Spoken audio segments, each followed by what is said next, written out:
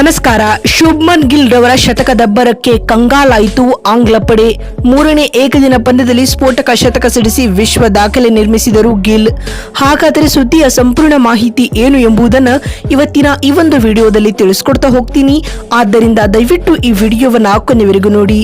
ಆದರೆ ಅದಕ್ಕಿಂತಲೂ ಮುನ್ನ ಯಾರನ್ನೂ ನಮ್ಮ ಚಾನೆಲ್ಗೆ ಸಬ್ಸ್ಕ್ರೈಬ್ ಮಾಡಿಲ್ವೋ, ಸೊ ದಯವಿಟ್ಟು ಈ ಕೂಡಲೇ ನಮ್ಮ ಚಾನೆಲ್ಗೊಂದು ಸಬ್ಸ್ಕ್ರೈಬ್ ಮಾಡಿ. ಹೌದು ಸ್ನೇಹಿತರೆ, ಅಹಮದಾಬಾದ್ನಲ್ಲಿ ನಡೆಯುತ್ತಿರುವ ಭಾರತ ಮತ್ತು ಇಂಗ್ಲೆಂಡ್ ನಡುವಿನ ಮೂರನೇ ಏಕದಿನ ಪಂದ್ಯದಲ್ಲಿ ಟೀಂ ಇಂಡಿಯಾ ತಂಡದ ವೈಸ್ ಕ್ಯಾಪ್ಟನ್ ಶುಭ್ಮನ್ ಗಿಲ್ 95 ಎಸೆತಗಳಲ್ಲಿ ಶತಕ ಪೂರ್ಣಗೊಳಿಸಿಕೊಂಡಿದ್ದಾರೆ. ಈ ಮೂಲಕ ತಮ್ಮ ಓಡಿಐ ವೃತ್ತಿ ಬದುಕಿನ 7ನೇ ಶತಕ ಸಿಡಿಸಿದ ವಿಶ್ವ ದಾಖಲೆಯನ್ನ ಗಿಲ್ ನಿರ್ಮಿಸಿದ್ದಾರೆ. ಸ್ನೇಹಿತರೆ, ಅಹಮದಾಬಾದ್ನ ನರೇಂದ್ರ ಮೋದಿ ಅಂತಾರಾಷ್ಟ್ರೀಯ ಕ್ರೀಡಾಂಗಣದಲ್ಲಿ ನಡೆದ ಈ ಒಂದು ಪಂದ್ಯದಲ್ಲಿ ಟಾಸ್ ಗೆದ್ದಂತಹ ಜಾಸ್ ಬಟ್ಲರ್ ರವರು ಮೊದಲು ಬೌಲಿಂಗ್ ಮಾಡುವ ಆಯ್ಕೆಯನ್ನ ಆಯ್ದುಕೊಳ್ಳುತ್ತಾರೆ. ಸ್ನೇಹಿತರೆ, ಅದರಂತೆ ಬ್ಯಾಟಿಂಗ್ ಆರಂಭಿಸಿದ ಟೀಂ ಇಂಡಿಯಾಗೆ ಉತ್ತಮ ಆರಂಭ ಸಿಕ್ಕಿರಲಿಲ್ಲ. ಸ್ನೇಹಿತರೆ, ಎರಡನೇ ಏಕದಿನ ಪಂದ್ಯದಲ್ಲಿ ಸೆಂಚುರಿ ಬಾರಿಸಿದ್ದ ರೋಹಿತ್ ಈ ಪಂದ್ಯದಲ್ಲಿ ಒಂದಂಕಿಗೆ ಸುಸ್ತಾಗುತ್ತಾರೆ.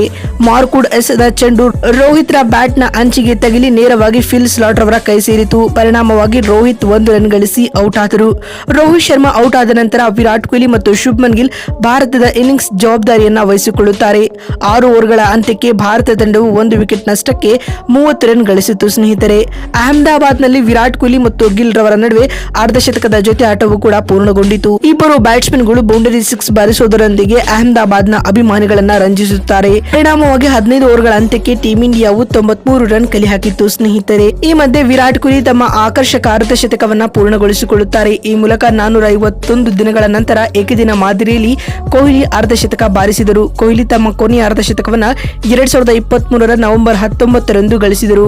ವಿರಾಟ್ ಮತ್ತು ಗಿಲ್ ರವರ ನಡುವೆ ಈ ಮಧ್ಯೆ ಶತಕದ ಪಾರ್ಟ್ನರ್ಶಿಪ್ ಕೂಡ ಮೂಡಿ ಬಂದಿತು. ಸ್ನೇಹಿತರೆ, ಈ ವೇಳೆ ವಿರಾಟ್ ಕೊಹ್ಲಿ ರವರು ಮತ್ತೊಮ್ಮೆ ಆದಿಲ್ ರಶೀದ್ ರವರಿಗೆ ವಿಕೆಟ್ ಒಪ್ಪಿಸಿದರು. ವಿರಾಟ್ ಕೊಹ್ಲಿ 52 ರನ್ ಗಳಿಸಿ ಪೆವಿಲಿಯನ್ ಸೇರಿಕೊಳ್ಳುತ್ತಾರೆ.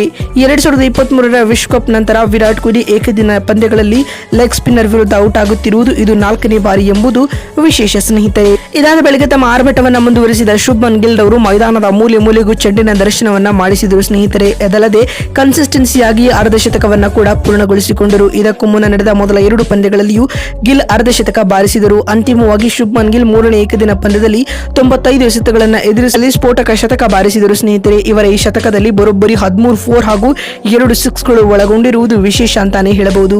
ಅಂತಿಮವಾಗಿ ಶುಭ್ಮನ್ ಗಿಲ್ ಅವರು ಇಂಗ್ಲೆಂಡ್ ವಿರುದ್ಧದ 3ನೇ ಏಕದಿನ ಪಂದ್ಯದಲ್ಲಿ 112 ರನ್ ಕಲೆ ಹಾಕಿ ವಿಕೆಟ್ ಒಪ್ಪಿಸುತ್ತಾರೆ. ಸ್ನೇಹಿತರೆ, ಸದ್ಯ ಈ ವಿಡಿಯೋ ರೆಕಾರ್ಡ್ ಮಾಡುವ ವೇಳೆ ಟೀಂ ಇಂಡಿಯಾವು 226 ರನ್ ಕಲೆ ಹಾಕಿ 3 ವಿಕೆಟ್ ಕಳೆದುಕೊಂಡಿದೆ. ಸ್ನೇಹಿತರೆ, ಟೀಂ ಇಂಡಿಯಾದ ಪ್ರಿನ್ಸ್ ಖ್ಯಾತಿಯ ಶುಭ್ಮನ್ ಗಿಲ್ ರವರ ಈ ಇನ್ನಿಂಗ್ಸ್ ಕುರಿತು ನಿಮಗಿರುವ ಅನಿಸಿಕೆ ಹಾಗೂ ಅಭಿಪ್ರಾಯಗಳನ್ನ ಕಾಮೆಂಟ್ ಮಾಡುವ ಮೂಲಕ ತಪ್ಪದೇ ತಿಳಿಸಿ.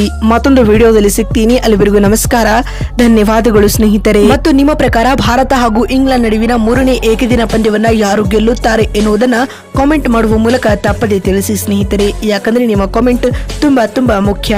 ಮತ್ತೊಂದು ವಿಡಿಯೋದಲ್ಲಿ ಸಿಗ್ತೀನಿ ಅಂತ ಹೇಳ್ತಾ ವಿಡಿಯೋವನ್ನ ಮುಗಿಸ್ತಿದ್ದೀನಿ.